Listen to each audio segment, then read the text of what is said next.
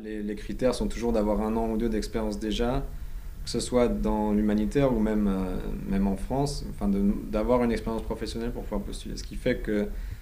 au départ, j'ai essentiellement postulé dans ces ONG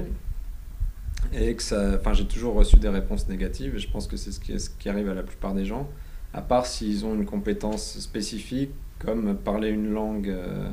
rare, donc une langue, je sais pas, d'Asie centrale ou une langue africaine ou le russe, vraiment des langues spécifiques qui permettent d'avoir tout simplement quelque chose en plus de la majorité des candidats et qui est très recherché dans le monde de l'humanitaire, c'est la compétence linguistique. Ou alors la compétence professionnelle vraiment spécifique du type école d'ingénieur pour tout ce qui est eau, assainissement, construction de maisons, etc.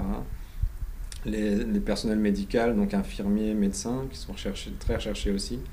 non seulement par les ONG, mais même aussi par la Croix-Rouge internationale ou d'autres organisations. Ou agronomes, ou vraiment des postes qui sont liés à ce qu'on peut faire concrètement sur le terrain quand on est dans une organisation humanitaire. Ces gens-là, donc, qui ont une compétence linguistique ou professionnelle, disons, un peu à part, vont peut-être avoir la possibilité de rentrer directement après l'université dans le monde de l'humanitaire. Mais les gens qui ont un profil généraliste, donc qui ont fait des sciences sociales, des sciences humaines, de la psycho, de l'histoire, de la sociologie, comme moi, de la science politique, on va avoir tendance à leur demander déjà de se faire une expérience de volontariat ou de bénévolat à l'étranger avant de postuler pour les organisations